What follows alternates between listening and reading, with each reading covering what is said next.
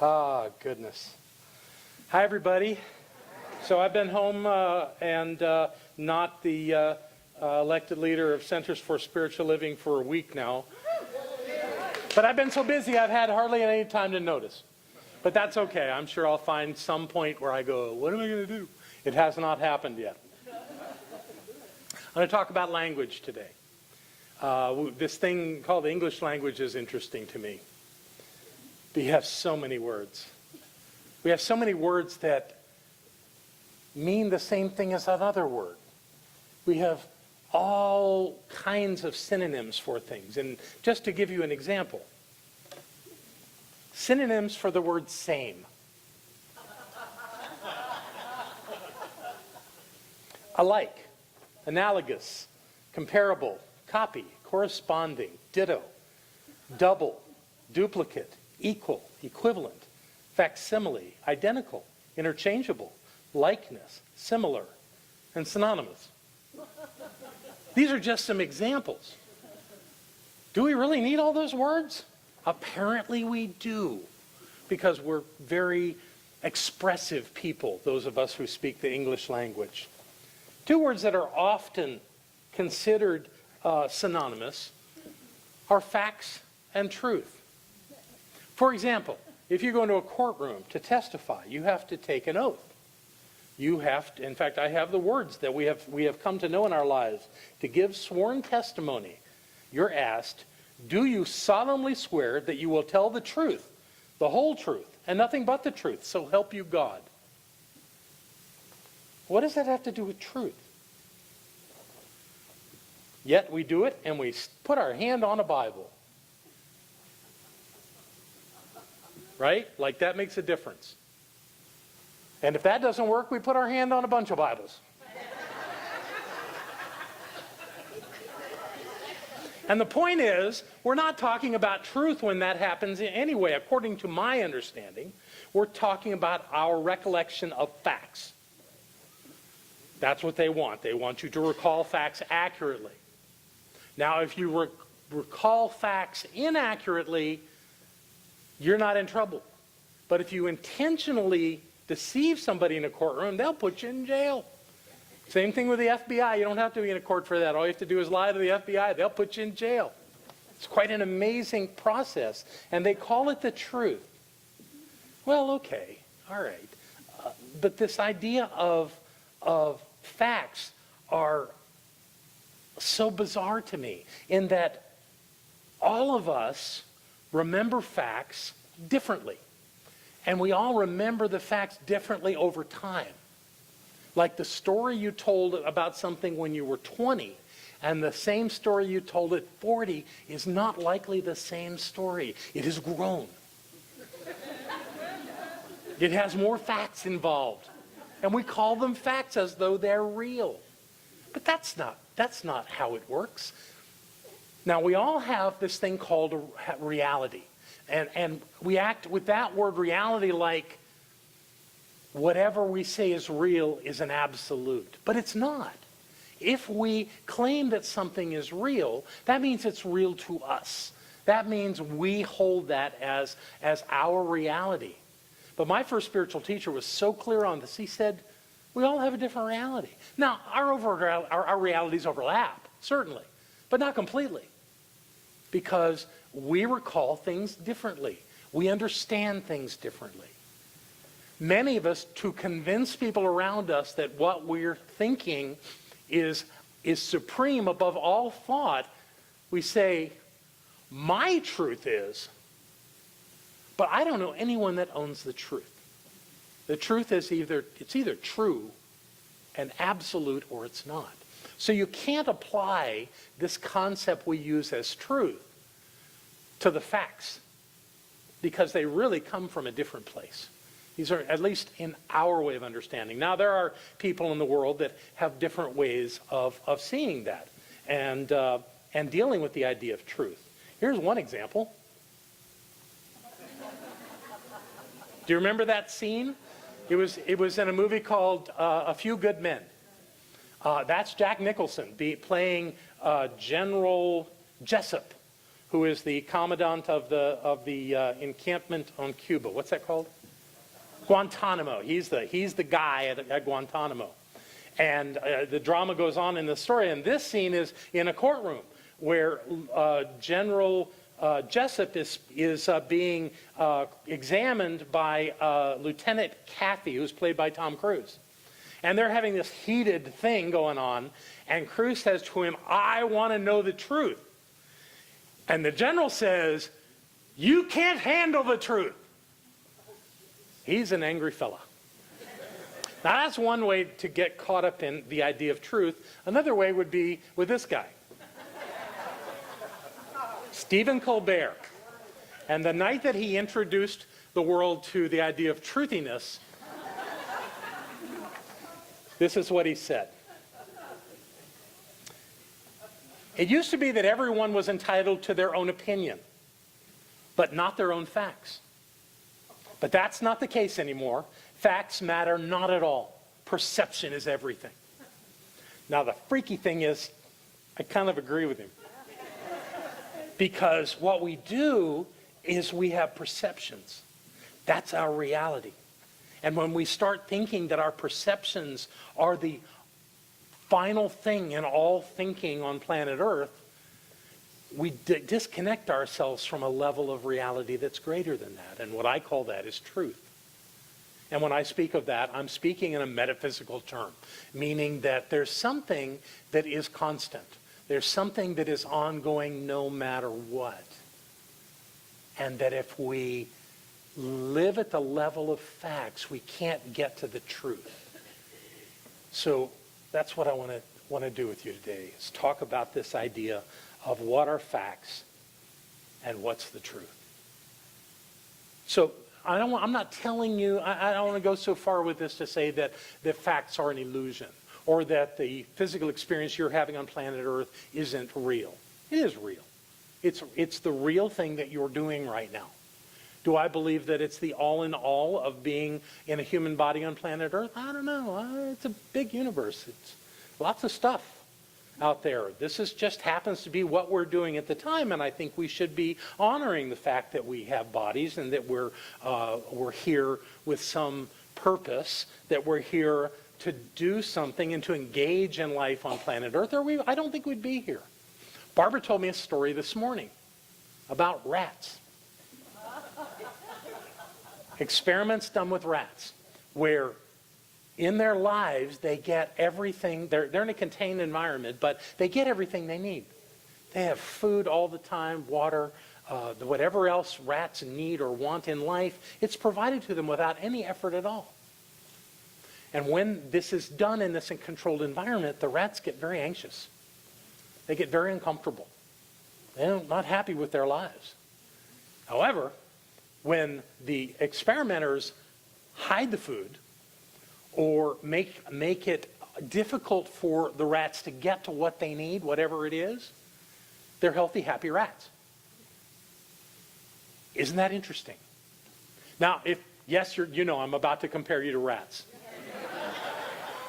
If this is so in our lives, then it must be that we are not here to just get it all, to be given everything that we want, but we're here to actually engage in life, to face some failure, to learn from our mistakes, and to continue moving on through life to create something wonderful.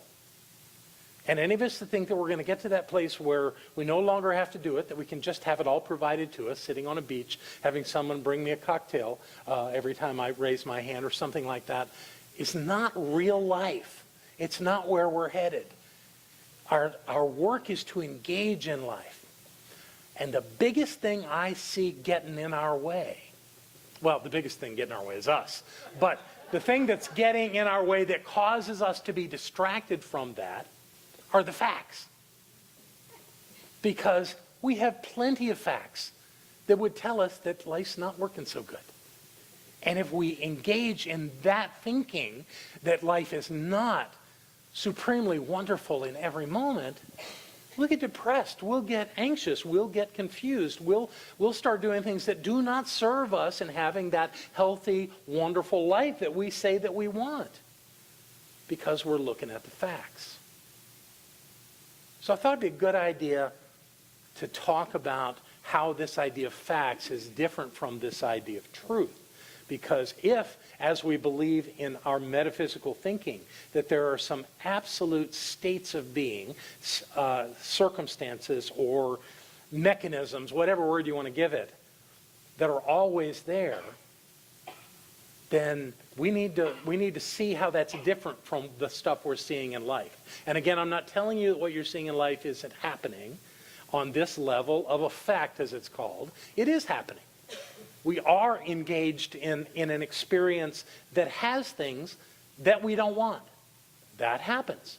Now, I believe it happens because we have done one of two things. We have either gone kind of brain dead, not thinking, and allowing ourselves to fall into something, or we have actually thought and worried about something happening that we don't want. Either of those two circumstances take us to a place of something happens we don't want. I tell you, every time I've gotten sick in my body, I found that it was because I wasn't paying attention. Even just a week ago, I went back I had to go back to my plastic surgeon. You may not, Barbara made me up this morning, so I'm looking really good, but I have 13 stitches right here along the side of my eye, where for the second time, he has taken out a piece of flesh that had what he said were squamous cell cancers right there. The first time he did it, it didn't hurt. It hurt when he stuck the needle in, but after it was numb, it didn't hurt. It never hurt while it was healing. And I came back a week later to take the stitches out, and he had this really concerned look on his face, and I go, what? And he said, we didn't get it all. We didn't get it all. I didn't know you couldn't get it all. He said, no, we have to do it again. I wasn't even thinking about that. I wasn't really affirming the health of that part of my face or of my body at that moment. I was just kind of bebopping along with it. And there you go. He's saying, no, we didn't get it all. So he had to do it again. He had to cut deeper, and he had to be careful to go around a particular nerve, a very important nerve, because if he had hurt that nerve, I couldn't do this. So fortunately, he didn't damage the nerve. He went deeper. Barbara was there. I tell you, when she was having surgery done on her face, I almost passed out. She's so strong. She just said, yep, there it is. I'm watching him pull a hunk of flesh out of my face. But the point I'm trying to make as I randomly carry on about this is that we are in charge of the conditions of our lives. That's the truth. The facts can look lots of different ways. You know, I could convince myself I'm a victim, but that's not true. You know, and somebody's understanding of victimization, they could say that's fact. You had to do that twice. You're a victim. That doesn't work for me. I can't hold myself at the level of facts. I have to go to the level of truth if I'm going to work this out. And I believe that we have to do that in our lives, and we have to rely on ourselves to remember what is true. And that truth is greater than any fact before us. No matter what it looks like before us, the greater reality is truth.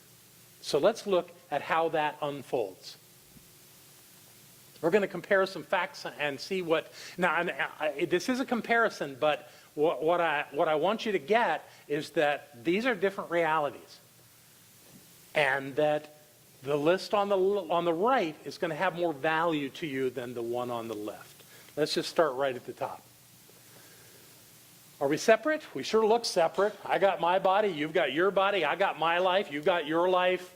Is that not true of everybody on the planet? Are we not separate? Well, some good arguments to say that that's not so, even on a physical level. The fact that we're all in the room together, we have all breathed in particles from one another's bodies. It's just true. It's how it is. So where's the fine line between my body and yours? It's not there. But the greater reality, the truth of this, is that there's only one thing going on. You can't see that one thing going on when you're observing the physical universe of separateness.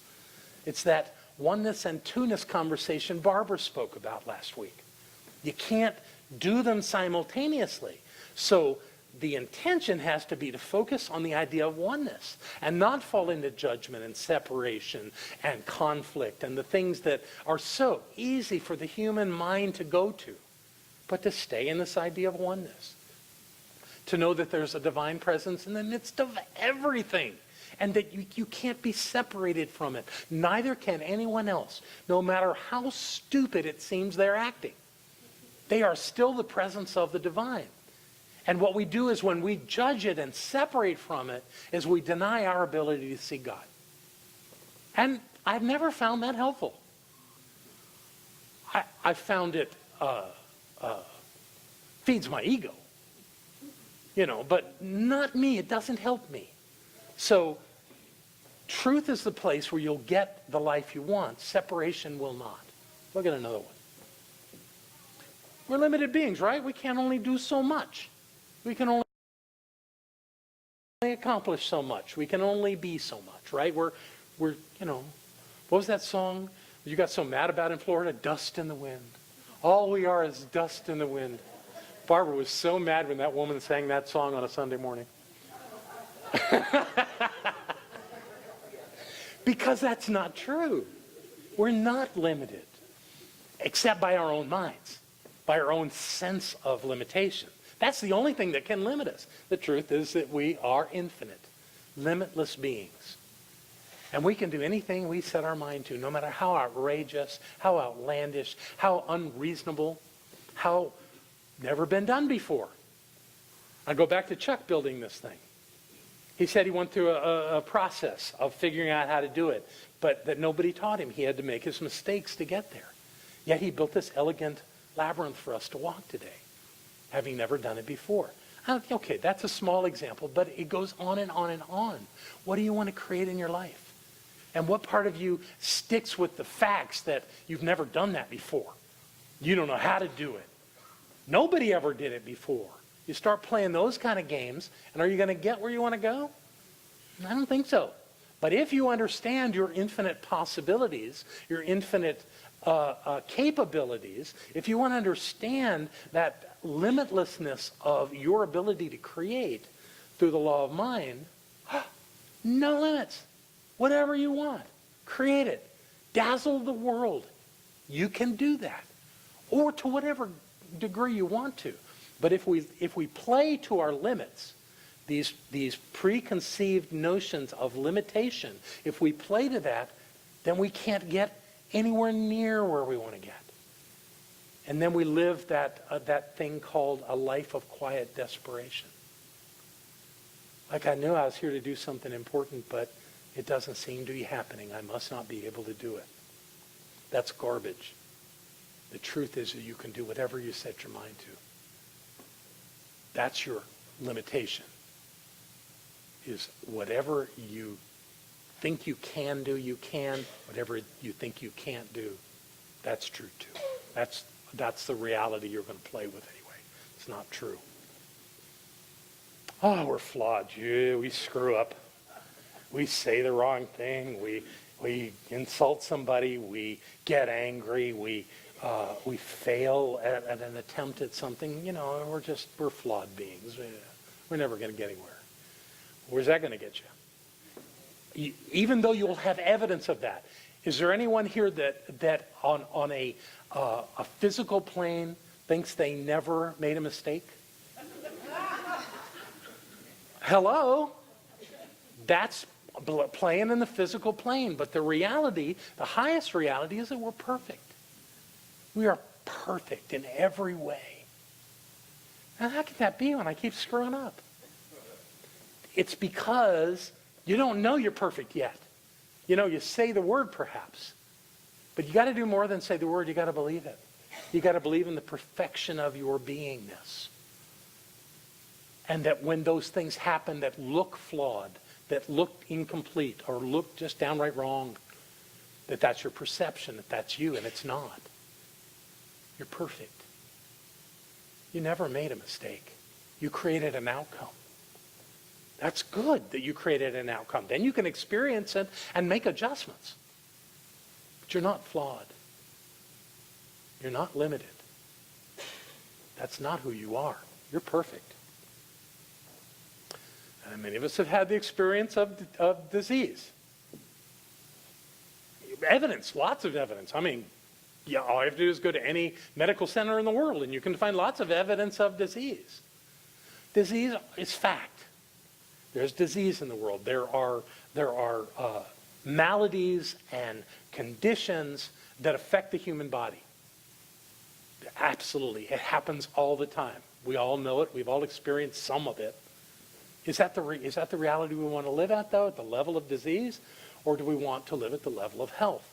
Health is the truth. There's not a one of us that wasn't created in perfect health. Even if we came out of the womb with physical things going on that are abnormal to the expectations of the human experience, still perfect. Anybody see the movie Wonder? This is an amazing movie about a child who doesn't look like other children. Who people think something's wrong with him. There's nothing wrong with him. He's a beautiful being. Just doesn't look like everybody else. How could that be a bad thing? It's just different. I haven't seen the movie either. I'm going to. I did see the trailer, though. And in the trailer, another kid asks him if he'd considered plastic surgery.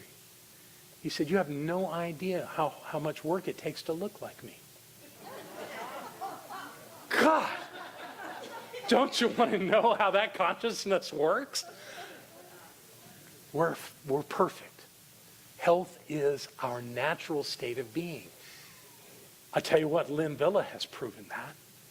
She went from having a broken body to sitting here with that beautiful smile on her face, knowing again who she is. Many people would say she should be dead for what she went through, yet she sits here healthy because she's chosen that in her life. And that choice is choosing truth. Yeah, give her a hand. I'm probably never going to stop using you as an example, Lynn. So forgive me now, you might as well. Okay. Fear. We've all been afraid. Fear is a fact. It's a natural human emotion.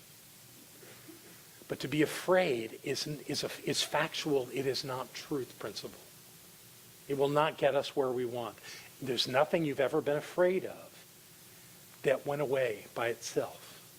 Because your fear is like a magnet drawing it to you. You've heard of the law of attraction. If you have fear, you're drawing the object of your fear toward you. There's a different way to do that, a much higher way to do that, and that's to love the things that you want in your life toward you. It's really, in that matter, just about what you want to focus on. Frankly, that's true of all of these. It's what do you want to focus on? Where do you want to get your understanding of life? Do you want to get it from the facts that you see? Or do you want to get it from the truth of who you are? So I invite you to choose love as your truth no matter what. I've seen that work miracles, where there's two people who are just completely in opposing positions and kind of bearing down on one another about how wrong the other one is. If just one of them will choose love in that moment. If love is your decision, then your life moves toward that. And amazingly, the other person has a choice of either joining you in that or getting as far away from you as they can. And frankly, either of those works. Yeah. There are times where we all feel powerless. Like we don't have the answer. We don't know what to do. Something is over us. Something is known. Something is, we are told about ourselves, about our bodies, and we feel powerless. And we don't know what to do. That is not the place to stay. As accurate as it may be, to state that and hold that will not get you where you want to go, because you are so infinitely powerful. You are so powerful. And we have seen that again and again, not just in health situations and financial situations, in relational situations, in expressive situations, where we were lost in this idea that we couldn't, and then suddenly remembered that we could, and that we had it within us to do whatever we are called to do in life. And when we do that, things change, the conditions change, far beyond our personal space. They change out in the world to accommodate our change of believing. You get to choose which way you want to go with this at every moment, every day. Got one more here. It's easy to watch the news and feel there's danger in the world. When you see a bridge collapse on people, when you hear about a shooter in a high school, or when you know that there's a war going on in another country. There's a guy named Steven Pinker, if we're going to talk about violence for a section and the angle of danger, who says the world has never been more safe. And yes, things happen. Things happen to some people. Could someday be one of us. But the truth is that we are not perpetually in danger. We are perpetually safe because we choose safety. We choose to know that we are living the life we've come to live, and that we get to do the things that we've come to do, and that life supports us by manifesting before us whatever it is we're thinking.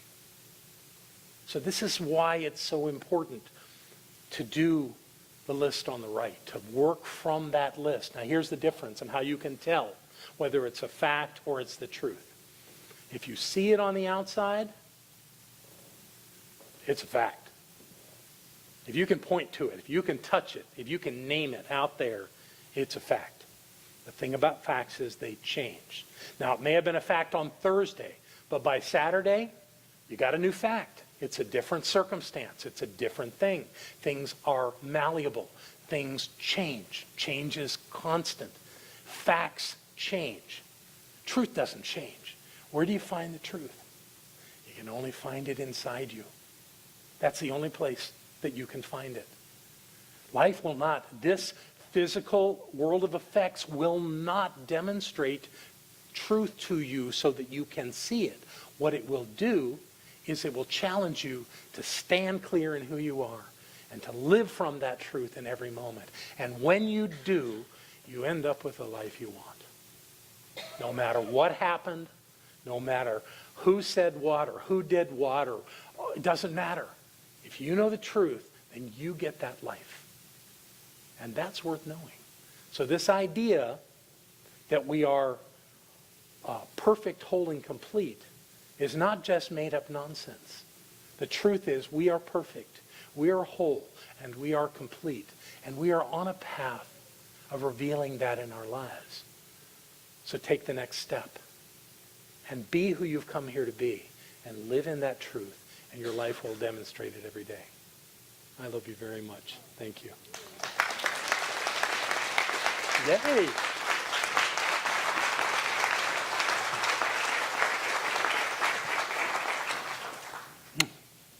Sweetie.